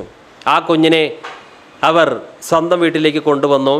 ആ വിശാലമായ വീട്ടിൽ എല്ലാ സൗകര്യവും ആ കുഞ്ഞിന് കൊടുത്തു. സ്നേഹം കൊടുത്തു, ഭക്ഷണം കൊടുത്തു, വിദ്യാഭ്യാസം കൊടുത്തു, എല്ലാം കൊടുത്തു. എല്ലാ ദിവസവും അവർ ഈ കുഞ്ഞിനെ നോക്കി നീ എൻ്റെ മകളാണെന്ന് പറയുകയും ചുംബിക്കുകയും ചെയ്യും. സ്നേഹം സമൃദ്ധമായി കുഞ്ഞിന് കൊടുക്കുന്നു. പക്ഷേ ആ മാതാപിതാക്കൾ ഈ കുഞ്ഞിന് സമൃദ്ധമായ സ്നേഹം നൽകിയിട്ടും ഈ കുഞ്ഞ് എപ്പോഴും നിരാശപ്പെട്ടിരുന്നു. അതിൻ്റെ കാരണം അവർ കണ്ടുപിടിച്ചു. ഈ കുഞ്ഞിൻ്റെ ചിന്ത ഇങ്ങനെയായിരുന്നു, വാസ്തവത്തിൽ ഞാൻ ഇവരുടെ മകളാണോ? ഇവർ എന്നോട് കാണിക്കുന്ന ഈ സ്നേഹം എത്ര ദിവസം ഉണ്ടാകും? ഒരു ദിവസം ഇവർ എന്നെ ഇവരുടെ വീട്ടിൽ നിന്ന് തള്ളിക്കളയില്ല എന്ന് എന്താണ് ഉറപ്പ്? ഈ ചിന്ത ഈ കുഞ്ഞിനെ ഭരിക്കാൻ തുടങ്ങിയപ്പോൾ ഈ ഭവനത്തിൽ അവർ നൽകുന്ന സ്നേഹവാത്സല്യങ്ങൾക്കൊന്നും ഇവളെ സന്തോഷിപ്പിക്കാൻ കഴിയുന്നില്ല. ഒടുവിൽ കാരണം കണ്ടെത്തി. അപ്പോൾ ആ പിതാവ് വലിയൊരു അലമാര തുറന്ന് ചില സർട്ടിഫിക്കറ്റുകളും പ്രമാണരേഖകളും കൊണ്ടുവന്നു. ആ കുട്ടിയെ ദത്തെടുക്കുമ്പോൾ ഗവൺമെൻറ് രേഖകൾ ഉണ്ടായിരുന്നു. അതെല്ലാം കുഞ്ഞിനെ കാണിക്കുകയാണ്. ആ കുഞ്ഞിൻ്റെ പേര് അതിലെഴുതിയിട്ടുണ്ട്. ആ കുഞ്ഞിൻ്റെ മാതാപിതാക്കളുടെ പേര്, ഈ ദത്തെടുത്ത ആ ഭാര്യയുടെയും ഭർത്താവിൻ്റെയും പേരാണ് അവിടെ എഴുതിയിരിക്കുന്നത്. മാത്രമല്ല അവരുടെ കാലശേഷം ഈ കുടുംബത്തിൻ്റെ വംശാവലി ഈ കുട്ടിയിലൂടെ അറിയപ്പെടും. ഈ പിതാവിൻ്റെ എല്ലാ സ്വത്തിനും അധികാരി ഈ കുട്ടിയാണ്. ആ പ്രമാണരേഖയുടെ അടിയിലുള്ള സീലും അതുപോലെ തന്നെ സിഗ്നേച്ചറും ഒക്കെ ഈ കുട്ടി കണ്ടു. അത് കണ്ടപ്പോൾ കുട്ടിക്ക് യാതൊരു സംശയം ഇല്ലാതായി. ഈ പിതാവ് ആ കുഞ്ഞിനോട് പറഞ്ഞു, മോളെ, നീ ഞങ്ങളുടെ വീട്ടിലേക്ക് ദത്തെടുക്കപ്പെടുന്നതിന് മുമ്പ് തന്നെ ഞങ്ങൾ നിൻ്റെ ഫോട്ടോ കണ്ടിരുന്നു. നിൻ്റെ ഫോട്ടോ കണ്ടപ്പോൾ ഞങ്ങൾക്ക് നിന്നെ അത്യധികം ഇഷ്ടമായി. അതുകൊണ്ടാണ് നിന്നെ ഈ വീട്ടിലേക്ക് ഞങ്ങൾ മകളായി ദത്തെടുത്തത്. അത് പറഞ്ഞപ്പോൾ ആ പെൺകുട്ടി പൊട്ടിക്കരയാൻ തുടങ്ങി. ഇത്രയും സ്നേഹിക്കുന്ന എൻ്റെ ഈ മാതാപിതാക്കളുടെ സ്നേഹം ഞാൻ സംശയിച്ചല്ലോ. അവൾക്ക് വലിയ കുറ്റബോധമുണ്ടായി. പക്ഷേ പിന്നെ ഒരിക്കലും അവൾ സംശയിച്ചില്ല. ആ പിതാവിൻ്റെ ഭവനത്തിൽ അവൾ പൂർണ്ണ സ്വാതന്ത്ര്യത്തോടെ ആ സ്നേഹമെല്ലാം ആസ്വദിച്ച് ജീവിച്ചു. കാരണം അവൾ പ്രമാണരേഖ സർട്ടിഫിക്കറ്റ് കണ്ടു. പ്രിയമുള്ളവരെ, നമുക്കും ഒരു പ്രമാണരേഖയുണ്ട്, ഒരു സർട്ടിഫിക്കറ്റ് ഉണ്ട്, നാം ദൈവത്തിൻ്റെ മകനാണ് എന്നുള്ള കാര്യത്തിൽ. അതെന്താണ്? പരിശുദ്ധാത്മാവാണ് ആ സർട്ടിഫിക്കറ്റ്. പരിശുദ്ധാത്മാവാണ് നമുക്ക് ബോധ്യം തരുന്നത്, നീ ദൈവത്തിൻ്റെ മകനാണ്. അതുകൊണ്ട് ലോകത്തിലെ സകല മനുഷ്യരും നമ്മെ നോക്കി നീ ദൈവത്തിൻ്റെ മകനല്ല എന്ന് പറഞ്ഞാലും ഒരു പ്രയോജനവുമില്ല. കാരണം നമ്മുടെ മനുഷ്യാത്മാവോട് ചേർന്ന് പരിശുദ്ധാത്മാവ് സാക്ഷ്യം പറയുന്നു, നീ ദൈവത്തിൻ്റെ മകനാണ്. ഈ ബോധ്യമുണ്ടെങ്കിൽ നിരന്തരം ദൈവസ്നേഹത്തിൽ വസിക്കാൻ സാധിക്കും. ഈ പിതാവ് ഒരിക്കലും എന്നെ തള്ളിക്കളയുകയില്ല, ഈ ഭവനത്തിൽ നിന്ന് ഒരിക്കലും ഞാൻ പുറന്തള്ളപ്പെടുകയില്ല, ഈ സ്വർഗീയ പിതാവിൻ്റെ സകല നിക്ഷേപങ്ങൾക്കും ഞാൻ അവകാശിയാണ്. ദൈവം നമ്മെ അത്രമാത്രം സ്നേഹിച്ചു. അതുകൊണ്ടല്ലേ നമ്മെ തിരഞ്ഞെടുത്തത്, ദത്തെടുത്തത്. നമ്മുടെ യോഗ്യത നോക്കിയിട്ടാണോ? യെശയ്യായിൽ ഒരു ഭാഗം വായിക്കാം. യെശയ്യാ 43:4. നീ എനിക്ക് വിലയേറിയവനും മാന്യനുമായി ഞാൻ നിന്നെ സ്നേഹിച്ചിരിക്കയാൽ. ഈ സ്നേഹവാനായ പിതാവ് നമ്മെ ദത്തെടുക്കുവാൻ എന്താണ് കാരണം? ഒരു യോഗ്യതയുമില്ലാത്ത നമ്മെ, പാപം ചെയ്തു എന്ന ഒറ്റ യോഗ്യതയുള്ള നമ്മെ ദത്തെടുക്കുന്നു, സ്വന്തം മക്കളാക്കുന്നു, അവിടുത്തെ നിത്യമായ അവകാശത്തിൽ നമ്മളെയും ഓഹരിക്കാരാക്കുന്നു. ഇതിന് ദൈവത്തെ പ്രേരിപ്പിച്ച ഘടകം എന്താണ്? ഒറ്റ ഉത്തരമേ ഉള്ളൂ, അവിടുന്ന് നമ്മെ സ്നേഹിച്ചു. ദൈവം സ്നേഹമാണ്. സ്നേഹത്തിൻ്റെ പ്രത്യേകത എന്താണ്? സ്നേഹത്തിൻ്റെ പ്രത്യേകത ഉള്ളത് മറ്റുള്ളവരുമായി പങ്കുവെക്കുവാൻ സ്നേഹം നിർബന്ധിക്കുന്നു. സർവശക്തനായ ദൈവത്തിൽ നിത്യമായ സന്തോഷം, സമാധാനം, നിത്യജീവൻ, നിത്യമായ സകല അനുഗ്രഹങ്ങളുടെയും ഉറവിടമാണ് ദൈവം. എന്നാൽ ഇത് താൻ മാത്രം അനുഭവിച്ചാൽ ശരിയാകുകയില്ല.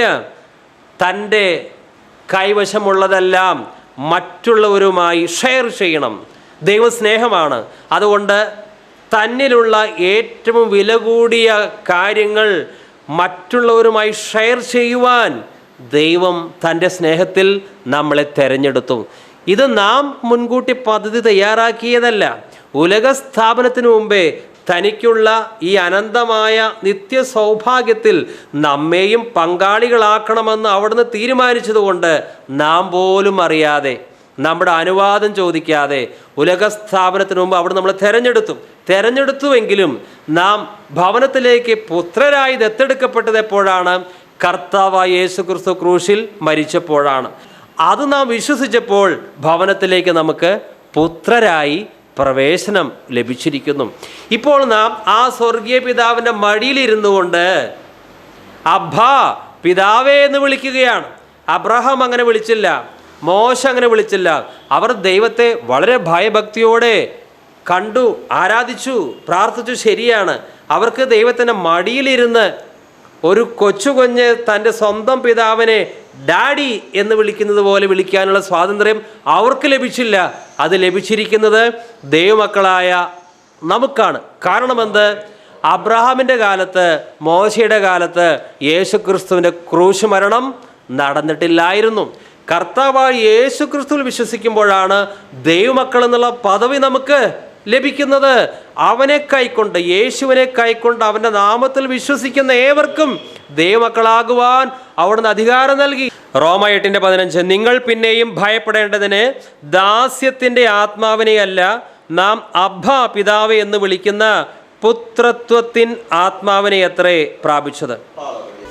നിങ്ങൾ പിന്നെയും ഭയപ്പെടേണ്ടതിന് ദാസ്യത്തിൻ്റെ ആത്മാവിനെയല്ല നാം അബ്ബാ പിതാവേ എന്ന് വിളിക്കുന്ന പുത്രത്വത്തിൻ ആത്മാവിനെ അത്രേ പ്രാപിച്ചത്.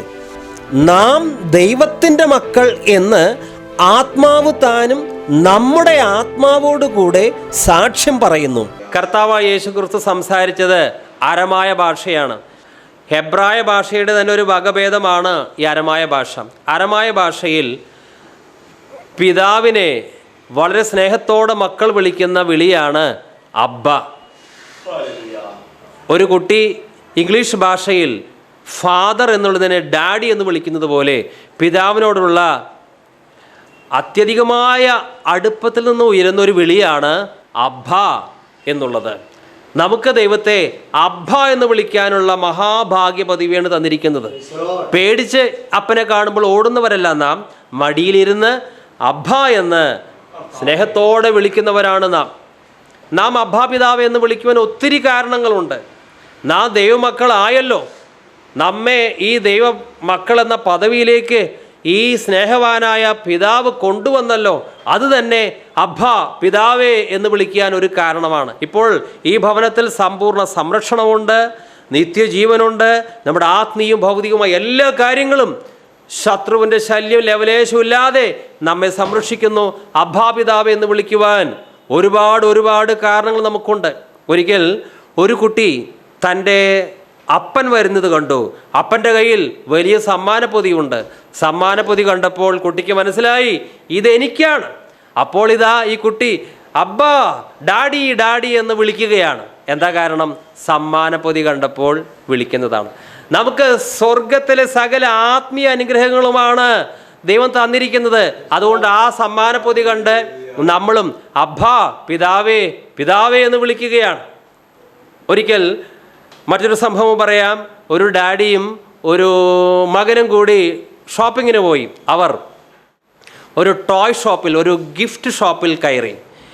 ഈ പിതാവ് ഈ കുട്ടിക്ക് 1-2 പാവകളൊക്കെ വാങ്ങിച്ചു കൊടുത്തു. അത് കിട്ടിയപ്പോൾ സന്തോഷത്തോടെ ഡാഡി ഡാഡി എന്ന് വിളിച്ചു. കുറച്ച് കഴിഞ്ഞപ്പോൾ ആ കുട്ടി ഡാഡി ഡാഡി എന്ന് വിളിച്ച് കരയാൻ തുടങ്ങി. അപ്പോൾ ചോദിച്ചു, ഞാൻ നിനക്ക് 2 പാവകൾ വാങ്ങി തന്നില്ലേ, പിന്നെ നീ എന്തിനാ ഡാഡി ഡാഡി എന്ന് വിളിച്ച് കരയുന്നത്? അപ്പോൾ കുട്ടി പറഞ്ഞു, നോക്കും ഈ കടയിൽ എത്രമാത്രം ടോയ്സ് ഉണ്ട്, ഇതൊക്കെ എനിക്ക് വേണം, ഇതൊക്കെ കിട്ടാതെ ഞാൻ ഇവിടുന്ന് പോവുകയില്ല. അപ്പോൾ ഡാഡി പറഞ്ഞു, എനിക്കത് വാങ്ങാൻ നിവൃത്തിയില്ല, കാരണം അത്ര പൈസ ഇല്ല. അപ്പോൾ ഡാഡി എന്ന് വിളിച്ച് കരയാൻ തുടങ്ങി. പക്ഷേ നമ്മുടെ സ്വർഗീയ ഡാഡി ഇതുപോലെയല്ല. ഒരു കടയിലെ മുഴുവൻ ടോയ്സ് മാത്രമല്ല നമുക്ക് തരുന്നത്, പിന്നെയോ സ്വർഗത്തിലെ സകല ആത്മീയ അനുഗ്രഹങ്ങളുമാണ്. എത്രയും വലിയ ഗിഫ്റ്റുകളാണ്, അത് നിലനിൽക്കുന്ന ഗിഫ്റ്റുകളാണ് ദൈവം നമുക്ക് തരാൻ പോകുന്നത്. അപ്പോൾ ഈ ഭൂമിയിലും അബ്ബാ അബ്ബാ എന്ന് വിളിക്കുന്നു, സ്വർഗത്തിലും നാം അബ്ബാ അബ്ബാ അബ്ബാ എന്ന് വിളിച്ചുകൊണ്ടേയിരിക്കും. ആരാധിപ്പാൻ നമുക്ക് കാരണമുണ്ട്, കൈകൊട്ടിപ്പാടാനേറെ കാരണമുണ്ട്. ദൈവാത്മാവ് നടത്തുന്നവർ ഏവരും ദൈവത്തിൻ്റെ മക്കളാണ്. ആരാണ് ദൈവത്തിൻ്റെ മക്കൾ? പരിശുദ്ധാത്മാവിനാൽ നിയന്ത്രിക്കപ്പെടുന്നവരാണ് ദൈവത്തിൻ്റെ മക്കൾ. ഈ കഴിഞ്ഞ ദിവസങ്ങളിൽ എൻ്റെ ജീവിതത്തിൽ തന്നെ ഒരു അബദ്ധം പറ്റി. പക്ഷേ ഞാൻ വിചാരിച്ചത് അത് റെഡിയാണ്, അത് തെറ്റല്ല. പക്ഷേ ദൈവത്തിൻ്റെ പരിശുദ്ധാത്മാവ് പിന്നെ ഏകദേശം ഒരു 4-5 ദിവസം കഴിഞ്ഞിട്ടാണ് ഞാൻ പറഞ്ഞ കാര്യം ശരിയായില്ല എന്ന് ബോധ്യപ്പെടുത്തിയത്. അപ്പോഴാണെന്ന് ശരിക്കും ആ വിഷയത്തെക്കുറിച്ചൊരു പാപബോധവും പശ്ചാത്താപവും ഉണ്ടാകുന്നത്. പിന്നീട് വചനത്തിലൂടെ ദൈവത്തിൻ്റെ ആത്മാവ് വെളിപ്പെടുത്തി. അപ്പോഴാണ് മാനസാന്തരം വന്നത്. പ്രിയമുള്ളവരെ, നമുക്ക് പരിശുദ്ധാത്മാവുള്ളത് വലിയ സഹായമാണ്. കാരണം നമ്മുടെ ബുദ്ധിക്ക് ചിലതൊക്കെ നമ്മൾ പറഞ്ഞത് ചെയ്ത് ശരിയാണെന്ന് തോന്നും. പക്ഷേ പരിശുദ്ധാത്മാവാണ് നമ്മളെ കറക്റ്റ് ചെയ്യുക. അപ്പോഴാണ് നമുക്ക് ശരിക്കും താഴ്മയും എളിമയും ഒക്കെ വരുന്നത്, നമ്മളൊന്നുമല്ല എന്നുള്ള സത്യം തിരിച്ചറിയുന്നത്.